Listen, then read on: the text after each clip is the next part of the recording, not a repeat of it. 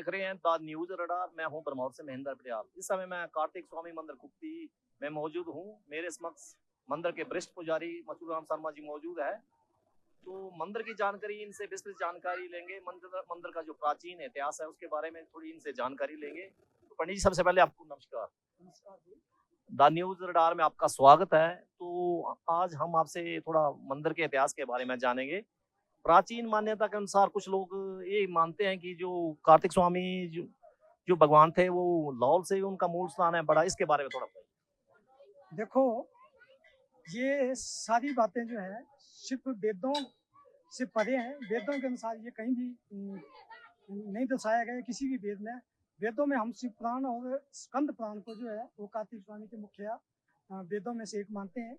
तो किसी भी वेद में इस प्रकार का कोई जिक्र नहीं। ये सब हमारी दंत कथाएं हैं।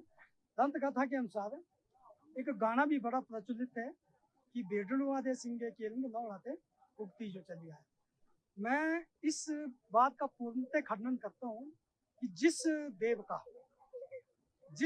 का वाहन जो है मायूर है, तो वो मायूर वाहन जो है वो उसको छोड़ के भेड़रू के सिंगों के ऊपर क्यों आएगा। ये बिल्कुल ही एक हमारे जो बुजुर्ग थे प्राचीन समय के, उनके द्वारा एक दंत कथा बनाई गई है। कार्तिक स्वामी का जो बाण जो है वो मोर है, वो हमेशा मोर पे ही जाते हैं। कहीं भी किसी भी वेदों में, किसी भी शास्त्रों में ये नहीं दिया गया है कि कार्तिक स्वामी भेड़ू के सिंह के ऊपर आए हैं। भेड़ू के सिंह के ऊपर जो आया था वो एक सांप के रूप में उनको दर्शन दिए थे। कार्तिक स्वामी का कहीं भी सांप से कोई लेना देना नहीं है। कार्तिक स्वामी का सांप जो है वो एक गहना है। जैसे शिव जी के गले में सांप बासुकीनाथ जो विराजमान रहते हैं, वैसे कार्तिक स्वामी के गले में भी संडोला म्यारी जो नाग देवता वो विराजमान रहते हैं। उस चीज को माना जा सकता है, लेकिन ये कभी नहीं हुआ। मैंने आपको एक पिछले इंटरव्यू में भी बताया था कि कार्तिक स्वामी लौट गए थे अपने निवास के लिए, लेकिन वो स्थान में पसंद नहीं आया था। उसके बाद वो पुणे वापस जो थे कुप्ती के सी बिहारी में आए थे, जहाँ से उसमें वहाँ भी इनका रहने का एक बड़ा तात्पर्य क्या था कि उस सी बिहारी से कैलाश पर्वत जो है बिल्कुल सामने दिखाई देता है। और कैलाश कार्तिक स्वामी ने जो अपना निवास स्थान चुना था वो कैलाश पर्वत के छाया में, उसके परिधि में ही चुना था, ना कि कहीं दूर स्थान चुना था। तो ये मतलब तथ्यों के बिल्कुल ही परे है। इसमें कोई भी सच्चाई नहीं है कि कार्तिक स्वामी जो है वो बेडरू के सिंगों के ऊपर आए। पंडित जी, एक आपसे बात और जानेंगे। जो हमारे पवित्र महेश कैलाश यात्रा जो स्नान, शाही स्नान होता है राधाष्टमी जन्माष्टमी का, तो उसमें जो कार्तिक स्वामी के जो चेले हैं उनके जो द्वारा जो डल झील तोड़ी जाती है, निभाई उसकी रस्म अदा की जाती है, इसके बारे में थोड़ा। डल झील कार्तिक स्वामी के पुजारी जो कार्तिक स्वामी के जो चेले होते हैं उनके द्वारा तोड़ी नहीं जाती है। डल झील जो तोड़ी जाती है वो शिव के चेलों द्वारा तोड़ी जाती है, लेकिन उसको तोड़ने का जो आदेश है वो कार्तिक स्वामी ही द्वारा दी जाता है। क्योंकि मैंने आपको पहले भी बताया कि कार्तिक स्वामी जो है देव सेना के सेनापति है और जितने भी देवता हैं वो सब उनके आदेशानुसार चलते हैं। तो उनके आदेश के अनुसार ही वो जो झील तोड़ने में काम लोग आते। एक बार मैं आपको एक बात बताऊं कि कई बार जो हमारे जो स्थानीय लोग होते हैं उनको बड़ा घमंड हो जाता है। तो एक बार हमारे जो सुचुई के शिव जी के जो चेले हैं उनमें से मैं नाम नहीं लेना चाहूँगा, एक चेले जो उनको बड़ा घमंड हो गया था। तो उस घमंड को कार्तिक स्वामी ने उसी डल झील में तोड़ा था। तो उसके बाद वो मुड़ के कभी भी दोबारा डल झील में नहीं गए, ना उन्होंने कोशिश की आने की। तो ये होता है कि बाप और बेटा का जहाँ तक मतलब है, कई बार बेटा जो बाप से श्रेष्ठ होता है, बाप के द्वारा ही वरदान देके उसको श्रेष्ठ किया जाता है।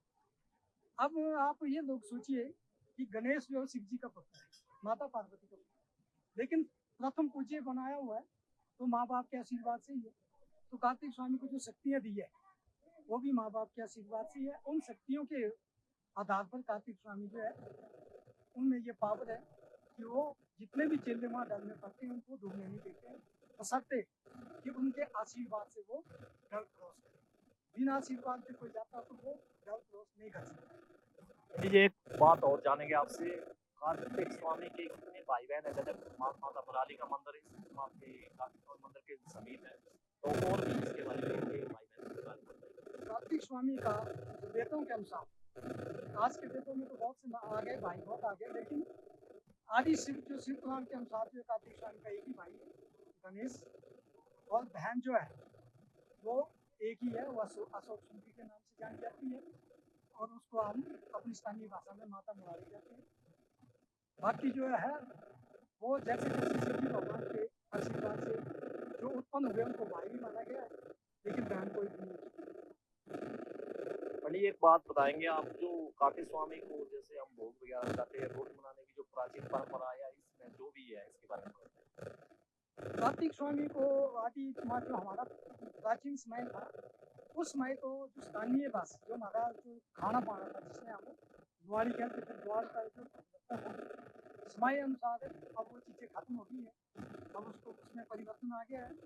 तो अब कार्तिक स्वामी को जो रोट बनाते हैं उसमें जो है सारा करियाना होता है, गरी छुआरे बादाम दाग काजू और मीठा जो है वो रोट बना के चढ़ाया जाता है। तो हमारे जो भी देश विदेश के जो पर्यटक हैं, श्रद्धालु हैं, जो कार्तिक स्वामी मंदिर में अभी दर्शन कर सकते हैं, उनके लिए कुछ मैसेज आपके द्वारा देना चाहिए। उन सब के लिए मेरा एक ही संदेश है कि कार्तिक स्वामी मंदिर में जब आप लोग आए तो पूरी श्रद्धा भाव से आए, और यहाँ मंदिर में एक चीज़ जो व्यवस्था आजकल के समय में बड़ी हमारे लिए समस्या बन गई है, वो समस्या ये है कि लोग धार्मिक भावना से कम पर्यटन की भावना से बहुत ज़्यादा आ रहे हैं, और उस पर्यटन की भावना से जो होता है उस देवस्थान की मर्यादा जो है वो कम हो जाती है। तो मेरा सबसे आग्रह यही रहेगा कि जब भी आए तो धार्मिक भावना से आए,